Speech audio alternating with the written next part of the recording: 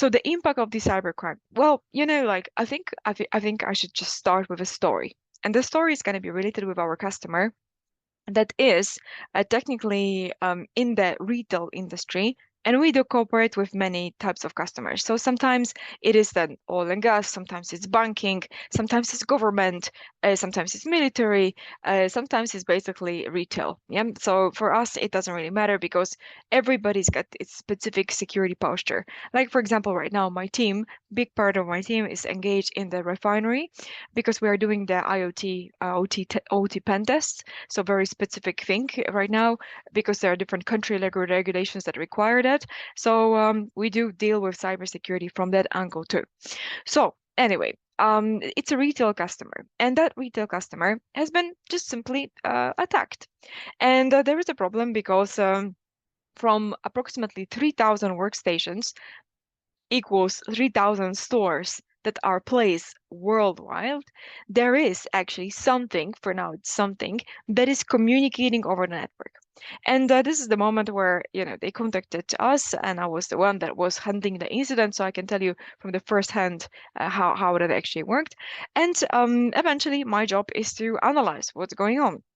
And one of the things that I'm doing is simply looking into the infrastructure, basically for what's happening.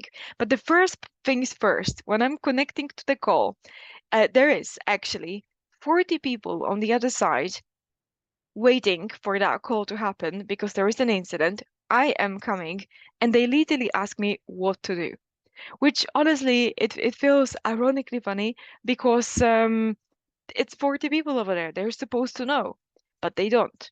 So long story short, we will need to together figure out what happened. And because they did not have any kind of like a central monitoring solution, they didn't have the threat hunting skill set and so on, they didn't really know what to do. So we wrote a checklist, which we have already, but yeah, we just pasted a checklist. We trained very quickly the team what to do in terms of an incident. Everybody was focusing on collecting data, so that we can get into the details of the list of the incidents or of the indicators of the compromise so that we can get like some indicators that okay, there is this file, there is this connection, there is this registry entry and so on, and there's plenty of that. And then at the end we are summarizing, okay, so this is what this incident is about, and bring it on. Now if you wonder what was it, this was the ransomware that was brought to the field by simply someone, probably the user, technically leveraging the pen drive, and probably the user actually sticked it something somewhere into the one of the store's computers, and then that spread it, and then that kick-started. And the funny part about that is that it actually stopped at the firewall because their global firewall considered that to be a suspicious traffic, and it was literally left at the position like this. So you can imagine how emotional that was, because I asked the CISO the question like, okay, what was it? Like if, for example, that particular ransomware went through, like how would you recover?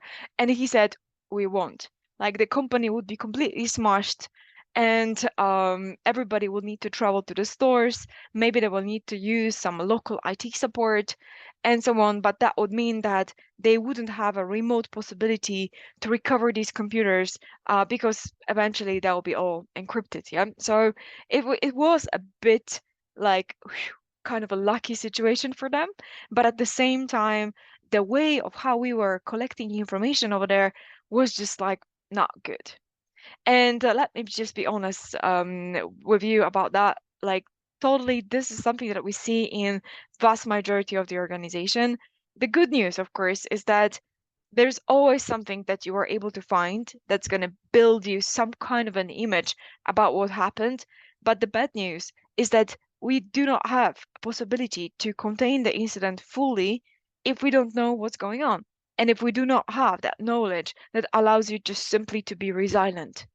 I find that super extremely useful. Every single time you get into the incident, there's something going on and so on. You want to be the one that knows, because it's really good to take these kind of decisions based on knowledge. And also, when you are wondering, there are two questions that we are asking. When you are wondering what happened and then did it spread, then basically only systems more knowledge would allow us to answer these questions. Did it spread? All right, so what we are supposed to look for to see did it spread, like, oh wait, okay, in this case going to be probably the 4624, maybe 4769, 68. So these are the logon ID, the event IDs, and the first one is for the logon, so the 4624. That would indicate you that someone actually logged in somewhere, and you know precisely who, you know precisely where, and so on. And we have to consolidate that in the central place to see and answer the question, did it spread? So long story short, what is important is that you can see that 64% of organizations do not have a cybersecurity incident response plan. They don't. And what is also quite interesting is if they do, then approximately over 70% of people, of the companies, do not test it. So what are we talking about here? Well, first of all, how to collect the evidence that we do the memory dump first, disk dump second. And how do we search for what even in order to answer the question, as our hacker present or maybe they aren't? Like, how do we know that? And when we put that into the context of AI, definitely, you can see that malicious actors, they may leverage actually AI and machine learning algorithms to enhance the sophistication and effectiveness of cyber attacks. And I know that you guys probably see AI like everywhere. You open the fridge and there's like an AI yogurt because everybody speaks AI. But the thing about AI in cybersecurity is that it's there. And the question is how and for what it can be used for good and for bad. And when we think potentially on using it for the bad, this, of course, also includes the developing AI-powered malware that can get away from like traditional security defenses. And also, you can use platforms like Corellium and so on to find vulnerabilities in software as a potential hacker, and then you could leverage that into getting into the new targets. So the rise of adversarial AI, as you see, that basically also poses significant threat where attackers, for example, can manipulate AI systems by feeding them with like maliciously created input data. And this could also lead to AI systems making potentially incorrect decisions, could be misqualifying objects in image recognition systems, bypassing security measures.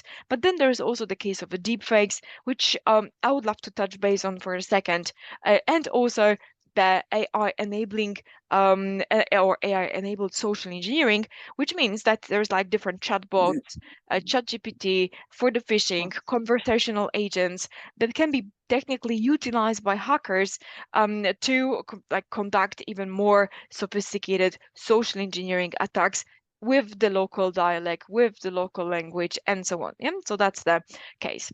So we might be thinking, all right, but is hacking easy? Is it really easy? And answer is, I would say, yeah, but let me defend that statement by showing you a little bit of a demo. Yeah, so here we go. So let's get into the setup. Thanks. Yeah. Oh, guys, I have a small request. If you don't mind muting, that would be great. Okay, perfect. So let's dig in. So we've got the following situation where you've got like a user's workstation.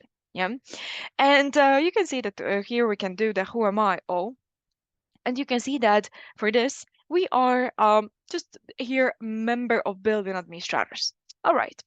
But the interesting part that we're going to be doing over there is that we're going to be not leveraging the administrator's token. So that for the reference, you can see the difference here. Yeah. And we've got certain privileges. And of course, we might be thinking, okay, who is actually logged in over there? And even though James Bond over there, being the member of the local admins group, cannot really connect into the admins, so domain admins credentials because no, we might be thinking, yeah, we could do the memory dump, we could use Mimikatz or something like that. Now let's say we've got a credential guard and it's effectively implemented and we are not allowed to actually use that. Good. So what I would love to show you is that technically here, even though we would like to, as James Bond over there, do the account creation within the domain, so we get a password one domain, you can see that access is denied. All right, so that's super clear. What about the other things? Can we do the other things? Well, what we're going to do though, we will over there create a script. And first, of course, I want to show you that the antivirus is actually working. Yeah, so you can see that it's there. So like, even though I would want to run the Mimikatz, I cannot. Yeah, so just for the reference that we got that kind of situation. And if you try to do the memory dump manually, also it's going to be recognized by the defender. So like, none of the tools would actually help us. Now, this is basically the answer to the question, is hacking easy? Well, let's see. So if we're going to get into the scripts, here. So let's just get into the setup. So within the scripts folder, we're going to create over there the text document with basically the script.txt. And within this script.txt, you will see that we've got a possibility to actually specify that we would like to, well, first of all, have some log about what's going on, but then we're going to be creating a user. As you can see, let's just change that part. Here we go. We're going to be creating the user easy hack, and we're going to add that user into the domain admins group. Hypothetically, it doesn't have to end up like that. Don't get me wrong. It may just be simply any kind of a user over there, yeah? But anyway, we are also making the persistence, which means that we're going to be here changing and adding ourselves, so changing permissions and adding ourselves into the admin SD holder. And this one, we're going to change into the CMD. All right, good. We got that. So the next part is that we're going to be moving forward into the task scheduler. And within the task scheduler, we will create a new task. So this is going to be the basic task. Now we can just do it just like that. So the users basically can do it. And then we're going to do the easy and then next. And then we will just do next, start a program. We will specify what program is this. So we're going to be technically getting into a script and then to next, and then open properties after we finish. And then over there, you can see that by default, this is running as James Bond. So we will select run with the highest privileges, but we don't want James Bond because as you remember, James Bond did not have a possibility to operate on the domain. So here we will specify that when we're going to be running the scheduled task, we're going to run it as an admin. But remember, I couldn't authenticate as this guy. It doesn't matter. You will see. So here, even though we've got some schedule, in this case, we can just do right click, run, just this, literally. And just because there is a session that's basically disconnected, we are able to impersonate into this user. And this is how you are landing in a domain admins group.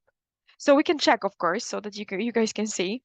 And eventually, we're going to do net group, for example, domain admins. Yep, it's just for the proof domain. And then, as you can see, we've got a user easy hack over there.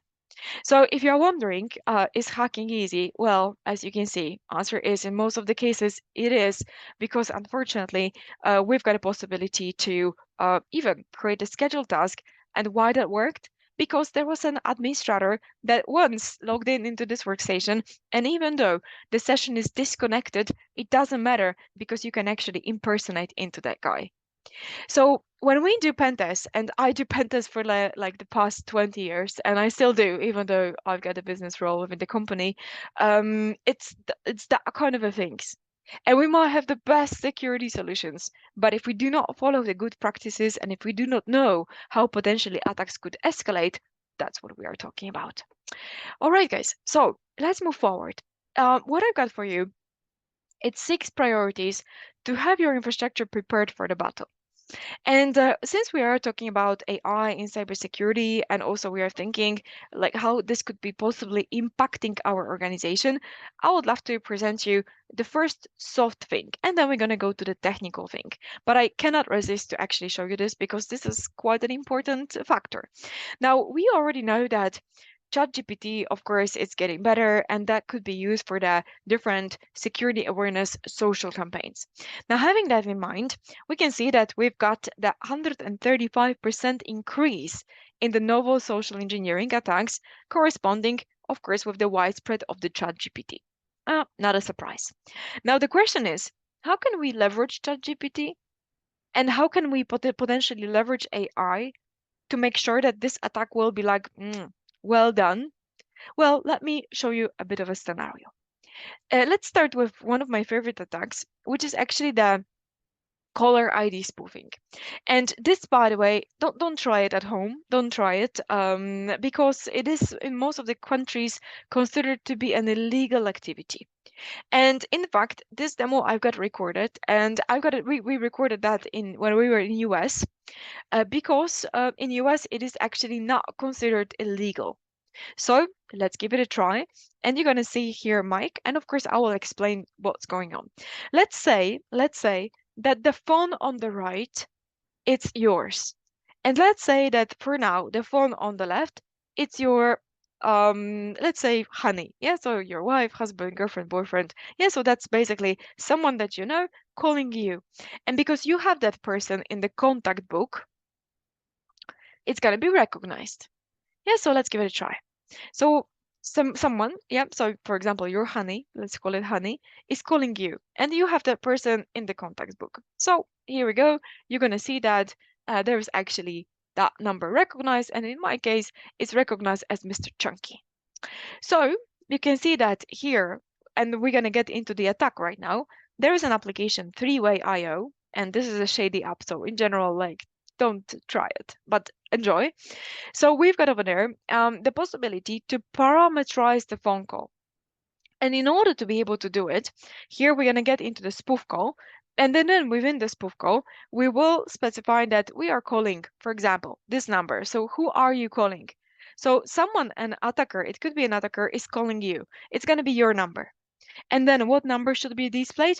Your girlfriend's, boyfriend's, wife's, name it. Someone else's, the boss's, yeah, potentially. All right. So then we do continue. We pay a little bit of a coins, and then we move forward. And then you guys can see that right now we've got a different phone number that's out there. So in here, you can see that we've got a situation where potentially we are able to present as someone else. So we might be thinking, all right, but like, what about the voice? So I'm going to be receiving the phone call and it looks like my boyfriend, for example, or your girlfriend or boyfriend. And then basically you're like, okay, hi, honey, how is it going? Yeah. And then what comes to place, it's a voice deepfake. And you're going to be hearing in the phone someone's voice. Now we might be thinking, is this a future? No, no, no. It's definitely, it's not even a present, it's a past. Because just in 2020, in Hong Kong, there was a guy that was like, he was like a businessman who picked up the phone call from his German but English speaking, but with the German accent boss. And just imagine that this guy, so the boss, instructed the Hong Kong guy to transfer $35 million somewhere way down there to some kind of an account because they were in some process of an acquisition. And then eventually, what happened is that they just lost the money, yeah?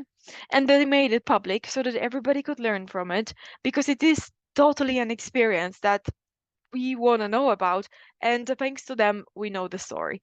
So if you are wondering whether this is a future or not, so like how then we do get someone's voice? Well, simply we do get someone's voice by recording that person. Now, how do you do that? Well, simply you call that person and then you pretend to be maybe a teacher of your kids or something like that. That, oh, I see that Johnny has been stressed recently. Would you mind telling me, the Johnny's teacher, like what has been happening within the past like 2 weeks? Because I want to do good job as a teacher. Like, did something happen? And then someone's gonna say like, oh, Johnny's friends move out, or like we changed the apartment, or that happened, he's a little nervous because of that and this. Yep, keep talking because we are recording it, and that could be actually used as a beautiful voice deepfake. How many minutes we need? 15. So 15 minutes, it's like the minimum that we need, more or less, of course, to get some basic conversation. And if you're going to get an hour of someone's voice, you are able to produce that person's voice. So it's pretty exciting, right? Now, of course, we're getting to the deep fake, yeah? Now we might be thinking, okay, we all know deep fakes. We all do. But I want to show you this one in some very specific scenario, if you don't mind. So this guy, of course, pretends to be Tom Cruise. The guy on the right, it's not Tom Cruise.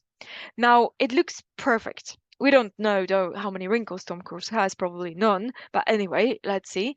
And this guy basically created a perfect deepfake that looks basically like that, in order to in order to actually be Tom Cruise. Yeah, pretend to be Tom Cruise. Now we might be thinking, okay, but how much? How much that costs? How much is per hacker in order to be able to attack their targets? And the answer is too much, because the average price or average cost that hacker has in order to a hacker has to pay in order to be at the user's workstation is approximately $1. We call it, by the way, in this case, a lead. So when we've got leads, then basically we need to pay $1 in order to be there at the user's workstation, and everything the hacker earns, it's just on the top of it. So pretty much everything, yeah. Now, interesting part is that the hacker's salary on average is approximately $30,000 per day. So per month, sorry, not per day, per month, of course, per day. Why not? Depends on the ransom, right? The average ransom that the companies are paying is actually $1.5 million. So why not? But on average, it's actually 30,000 per month. So whenever we put that into the context, we might be thinking, all right, is it really difficult to create a deepfake like that? Sometimes it might be just very, very nice quality, like you can see, but sometimes it might be just some video, audio materials that we get from the internet. And I would love to show you basically how to create one so that you can evaluate whether that could be a problem or not. And let's make a story at the end of it, because I need to show you in which scenario precisely that could be used. So just a quick review. Yeah, so we've got a Deepface Lab, free software. My team, for some reason, said that I look like a Taylor Swift. Yeah, so I'll definitely take that. I'll definitely take that. But I'm always laughing that, like when you take a cotton t-shirt and you wash it in like 90 degrees of Celsius for like an hour, and you pull it out, you're gonna be like, oh, that doesn't look great. So if you take Taylor Swift and you put her into the washing machine and you take her out, that's gonna be me. So we have to set up the baseline correctly. Yeah? And plus, there are differences. Taylor Swift has more triangle face. My face is more like straight and triangle, and that really makes a difference. Anyway, let's see what deepfake model training for 6 hours for free provided us. And we've got something like that. So think about it, like we've got a scale from 1 to 5. 1 to 5. When 1, it's like really bad. 5 is really good. What would you provide? Yeah, so what that will be? And honestly, like we've got a chat, so maybe we could just use the chat. What kind of opinion here you guys have? 1, it's like really bad. 5 is really good. Be honest. Yeah, so I put the smiley on the chat so that it pops up. Yeah, but please, what is your opinion? Let's get some numbers over there. So Charbel, you've got 3. Walid, you've got 2. Dareen, 3. Kareem, 3. Mohammed, we've got 2. Yeah, lovely. Fawaz, we've got 4. Oh, that's nice. Thank you. Ziad, 3. Rawat, 3. Naeem, okay. Etienne, 3. Okay. So yeah, I can see that more or less we've got like 3 on average. Yeah, so I see. Okay, thank you. Yeah, so kind of like that. Thank you. Okay, so let's keep trying and let's see what we can do further. Yeah.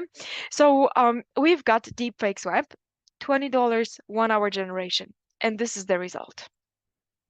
Okay, guys, so I'm looking for your opinions on the chat. 1 is really bad, 5 is really good. What do you think? So new version of a deepfake. Okay, Leah, 1. Okay, I'm interested. Leah, if you don't mind telling us why do you think it's 1? Walid as well. Okay, so 2, 3. Kareem, 3. Uh-huh. Yes, okay. Faisal, 2. 2, 3, 2, 3. Okay, so something like 2.5, 3-ish. Yeah. Low image resolution, lags. Yeah, I agree. Uh-huh. Not matching at all. Yeah, thank you, Leah. Yeah, I'm not a Taylor. I don't look like a Taylor Swift, that's for sure. But in general, I think what we can say for sure is that that got a little bit better in terms of quality. Of course, it's less of a Taylor Swift, 3.4, very precisely. Yeah, thank you. So we can see that it's a little better in terms of consistency, but a little bit of a worse in terms of a Taylor Swift condition. Yeah, so that's great. Honestly, I will just tell you something personal. I'll give it like 10 because this is precisely how I looked 10 years ago. So I'm gonna keep it in my heart. But anyway, let's keep pushing. We can see that consistency really brings a change. And when you look at the Reface as an app, this is a mobile app. We took one person's image from the internet, and I had to change the identity. And then we paid like $5 for a mobile app, and then just like a simple video of myself in a studio, face on it, and then we got it. So let's learn basically what's the result. And I'm really curious what you guys gonna think. And there's also one more question. Who is this? So let's give it a try. So what do you think? Is it good or bad? Cameron Diaz, thank you, Leah. I guess you were not hesitating. Cameron, yes, very good. Okay, thank you, Walid, thank you. Yes, Mohammed, Cameron Diaz, Faisal, Cameron. Okay, yeah. So thank you for your good comments. So you see that basically that looks very good.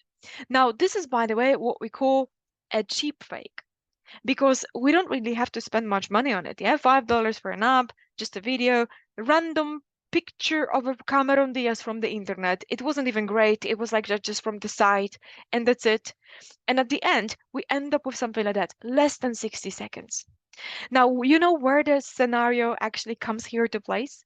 Because we might be thinking, well, but we might still see something bad. But when you're going to be in the situation of receiving this, you may not necessarily be in the mood for evaluation. Now, for example, just imagine, and sorry for making it personal, but this is precisely what I want to say.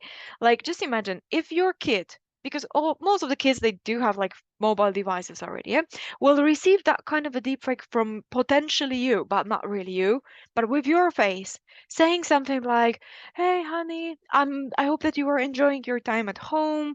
Like, mommy or daddy is at work right now. I'm sending you this from the my company number," or we could be actually spoofing the number as I was demonstrating you before, so it could actually look like it's coming from your number.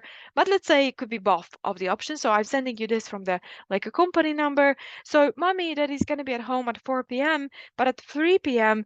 there's gonna be a plumber that's gonna knock the door. Would you mind opening it? And then, like, what's the chance that kid will not react to it? I would say pretty low. Kids will definitely fall for it. Same story with like elderly friends. Yeah, grandparents, moms, dads, yeah. So that's my point.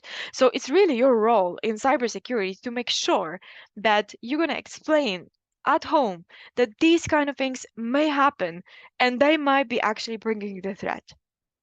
And it might be on the different flavors. Yeah, it might be just like because someone wants to get into your house, or it might be because someone wants you to open something, click on something, and so on when we bring it into the business environment. So that might also be like this. So AI stepped into our home place. And the point is that it's easy, of course, to recognize the deepfake when we know it's a deepfake. But when someone is not into that mood, it's not really into the cybersecurity field, knowing that deepfake exists and it could be used for the threat, this is where the problem begins. So let me continue. And in general, you see that AI from the bad point of view could be definitely a threat over here. Now you can also like put that deepfake into the Deepware IO and so on. So there's plenty of websites recognizing deepfakes, but it's just for the technical purpose. Like you will not be in a situation where you're going to be actually doing that. Anyway, checking for the legacy configuration or misconfiguration. Well, within the possibility of centralizing things, you've got a possibility to technically learn like what's the status of your current infrastructure. And the reason why I want to bring that on is because there's quite a lot of situations how the attack and the possibilities how the attack can start in the infrastructure. And of course, question is, do we have an AI correlating threat hunting solution possibly? Do we know how to do it in order to respond to that kind of an incident? Let me show you something. One of my favorite ways to start a pen test is actually by doing the password spray. But password spray can escalate very, very nicely because if we do have just a one basic user account, we don't need to be an admin, not at all, then you've got a possibility to attack the infrastructure in a pretty badly way because of quite a lot of misconfigurations that we encounter every day. Now, cybersecurity is changing, so at the end, we need to be continuously monitoring what's going on because there are new threats that are popping up, and that is basically what I would love to touch base on. So let's get into a simple attack. Simple, not simple, because we always start with that.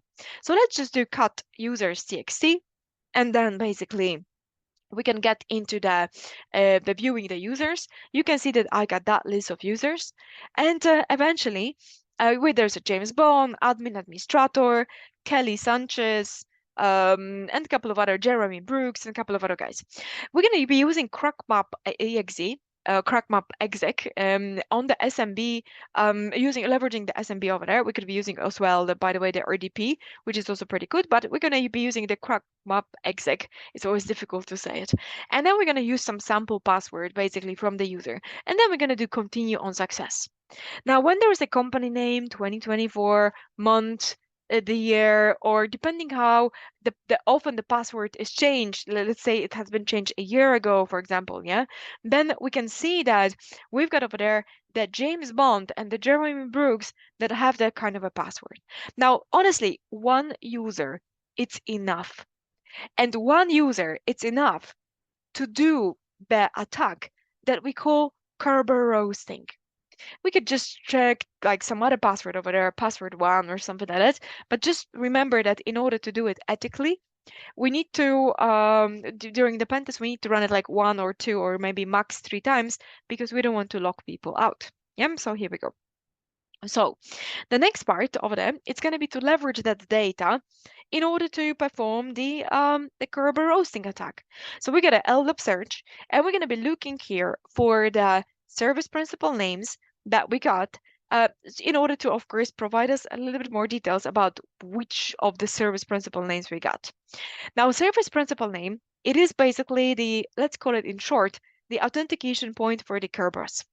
So we've got some, but we can also as well make it a little bit more specific. So we can specify over there that we would like to get the service principal name. So here we go. And we're going to get a little bit more precise response. So we get a service principal name, lovely. And then over there, we are learning that we've got, for example, things like there's Bob, there's an SVC AD migration, SVC MS SQL. Yeah, so there's also the computer accounts. Yeah, so there's basically, these are the guys with the service principal names. Now, as I mentioned, one is enough. So we're going to be maybe hunting for this SVC AD migration, and let's do it. So in this case, we're going to be referring, of course, to our domain as this Jeremy Brooks, because it doesn't really matter. You need any type of a user account. And then we are here checking the particular service principal names. And then we're going to be specifying that we would like to have those. And after we have that, then we've got a possibility to do the in-packet get user SPNs. And in-packet get user SPNs allows us to basically ask for the in this case, Kerberos tickets for these accounts to which the service principal names belong to, and then we are able to crack these tickets. The reason why it's called Kerber roast is because of the roasting, like you roast the coffee beans. You do it slowly, and that is precisely how we are running it. So we can see that here we've got a SVC AD migration. There's also Bob. There's also SVC MS SQL. And if we would take the SVC AD migration as a sample account for the cracking, then maybe this is some kind of a privileged account. And in fact, let's just get into Vim Kerberos, and what you see over there, these are the Kerberos tickets that belong to these accounts. So technically, they are encrypted with the user's passwords hashes, but we don't have access to those. So the only thing we can do is to simply brute force them. But we've got time because of the passwords most probably not expiring because of the service accounts. So we're going to use John over there, the format Kirby 5TGS, wordless, RockU, just for the sample. And then we are running this on the Kerberos. And that's fantastic because in the moment, because it's a demo, of course, normally you probably need to wait a little longer. We're going to be getting this particular getting this particular password. And what is fantastic over there is that this is pretty much almost always working attack in the infrastructure, because you always manage to be some kind of a user. There is always some kind of a service principal name. And honestly, if not that, then I'm going to show you one more attack that's going to work. So here you can see that in orange, we've got a Superman 22, and that is basically the password for the SVC AD migration account. So here we go. Now we can continue and then escalate and go technically even further. So absence of insight, as I called it, looking for persistence. Now, what is important is that once, of course, someone manages to get access to the place, the threat hunting that we perceive right now is also focusing on, do I have someone still in my infrastructure?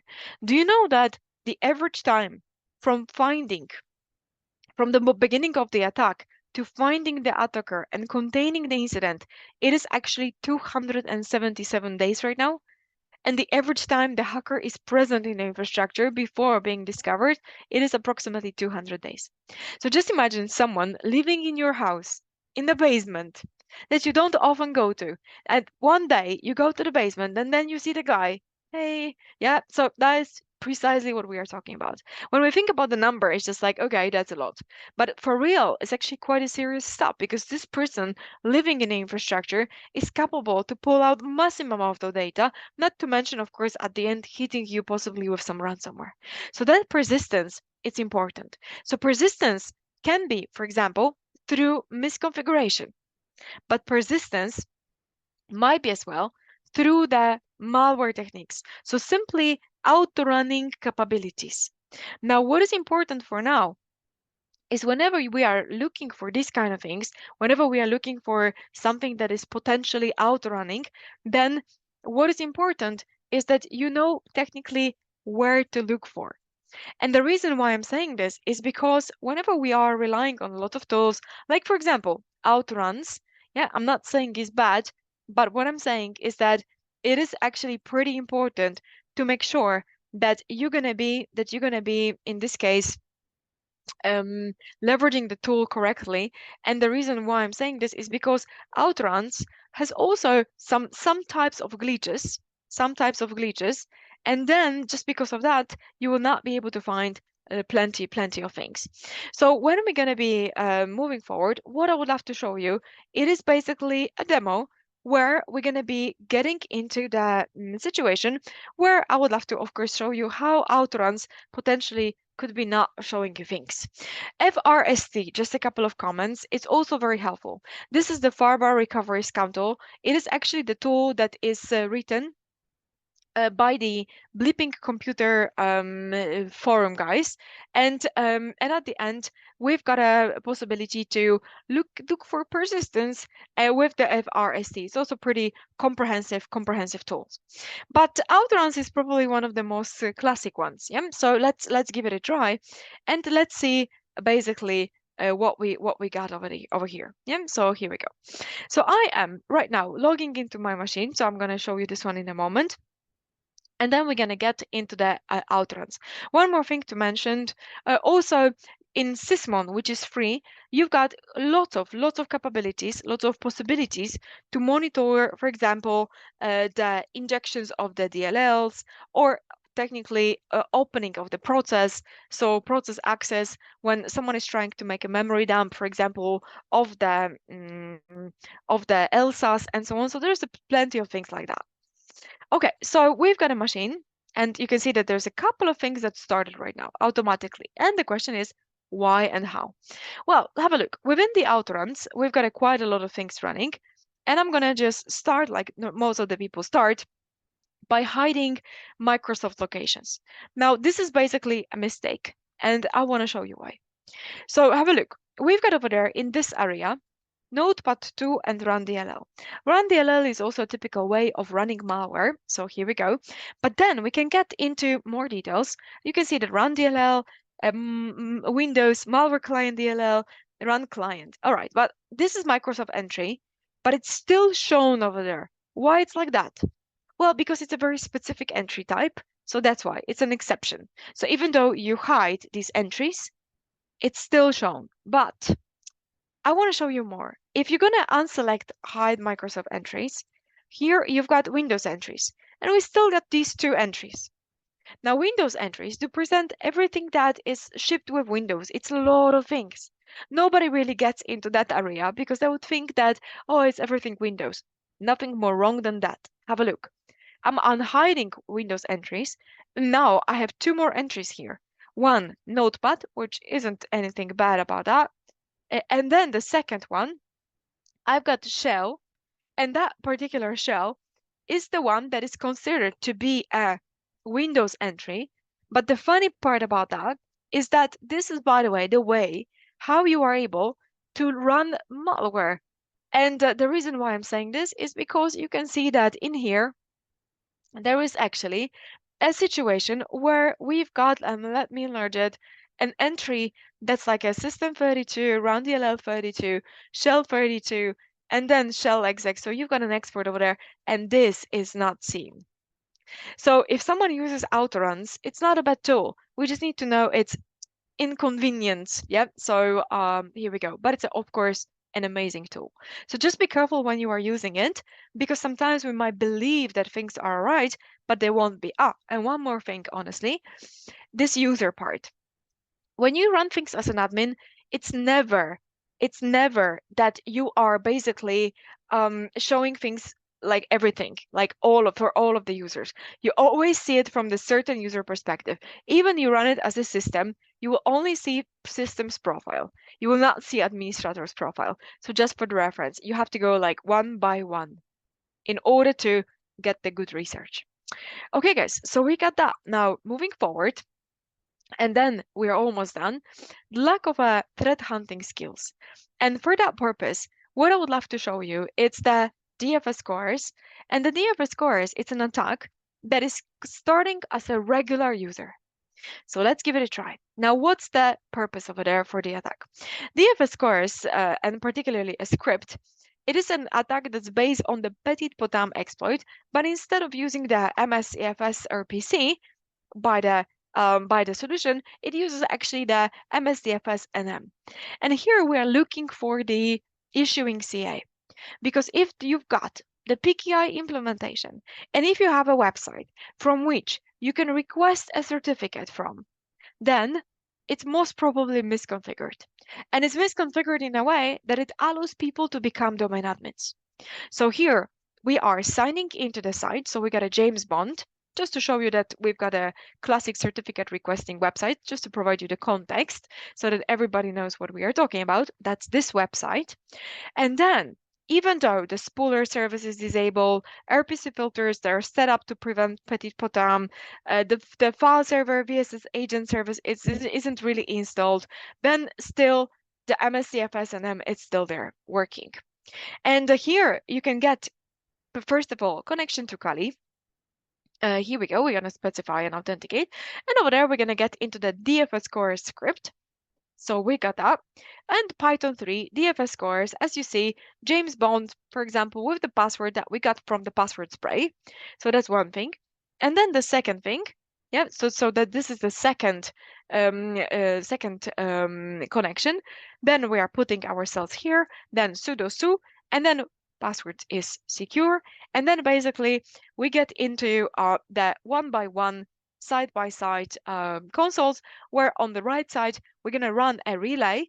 So the in packet on the IP, of course, just with the IPA, you can see that this is an IP address that we need to put on the left side.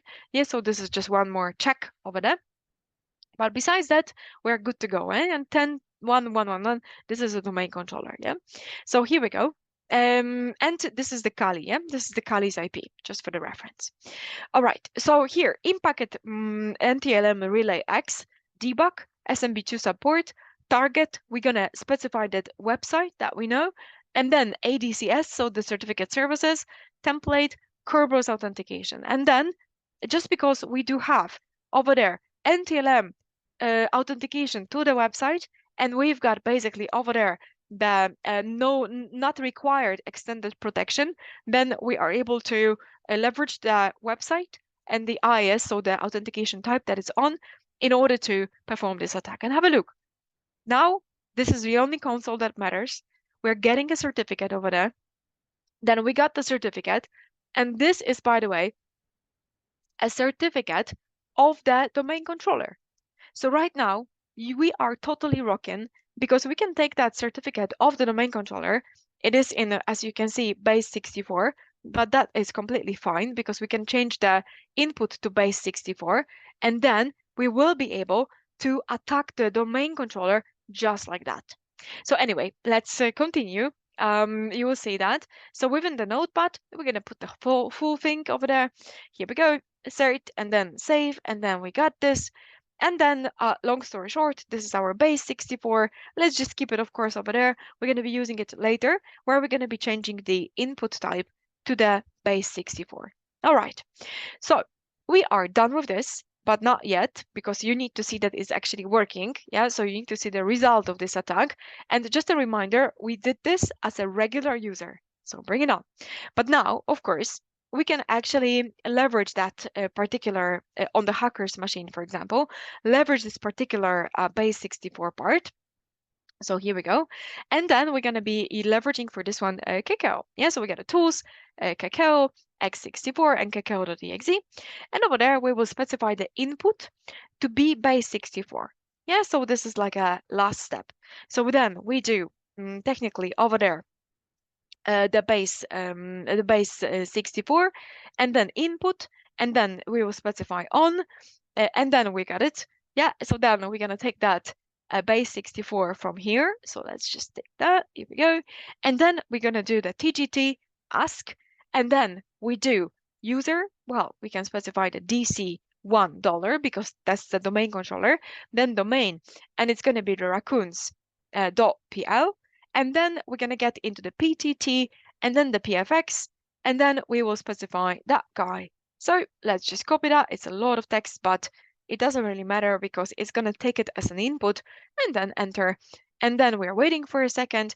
And then we are getting here the Kerberos tickets. So we are authenticating in order to be able to be the domain controller so that we can actually later on escalate even more. Now have a look. If we're going to run the James Bond like that, here we go. You've got a domain controller over there. Yep, so that's it. And that's the moment where we can also, for example, run even an elevated console if you want to. And that token is like everywhere. We go OK list, and you can see that we are actually the DC1. So this is a very, very simple way of actually escalating this attack. And what is great about it is that we've got a possibility here to right now perform the DC sync maybe, or DC shadow, or we can actually as well, for example, get into Mimigots, and then why not? We can just keep pushing on this one. And then this will be the moment where we're going to do the LSA dump, for example, DC sync, and then we'll specify all in the CSV, and then that's it. And this is the proof that we are technically having full privileges. So as you can see, we've got a possibility to leverage the attacks like that. Now that's why it's so important to make sure that we have defined incident response readiness, not when you and how you react when you got an incident, but when what makes you ready. That's my point. And what makes you ready, it's basically the well-established incident response plan and also knowledge about how to technically hunt for a threat. And in fact, you are hunting for a threat on everyday basis because threat might be actually hiding someone in the infrastructure. That's why I'm a big fan of supporting ourselves with the AI, especially in terms of ChatGPT, which can be, by the way, used for the KQL queries. And in general, you are able to build the queries, as you can see, in the ChatGPT that allow you to actually hunt for something. And just one example, please show me the KQL query that will allow me to search for the TeamViewer. And as you can see, ChatGPT already enables you to actually do a bit of a threat hunting. So like that's another interesting factor over there. So if you wonder how AI can be used, and here we are pasting that into Sentinel, there's a one part that's underlined. Don't worry about that because that thing, of course, it needs to be changed by us. So human is still needed. And then when we're going to be changing that into the computer, then of course we're going to be able to get the response. So sometimes ChatGPT, it's not perfect over there, but that's all right. If we change it to the good point, to the good entry, then you can see that that result actually comes pretty fast. So yet again, we can enable ourselves by leveraging ChatGPT in this kind of cases. All right, guys, summary. We've been talking about 6 items here: investing into human factor, building threat hunting skills, defining incident response, legacy, persistence, but also supporting yourself with AI. What is absolutely important in cybersecurity is that we stay up to date. And that is what helps you to survive the incident. That is basically what helps you to be resilient. That is something that minimizes the risk. The more you know, the better you are able to respond, the better you are able to prepare. And that is how we perceive threat hunting today, and that is how we perceive cybersecurity. Of course, not only preventing, but also making sure that consistent monitoring is applied.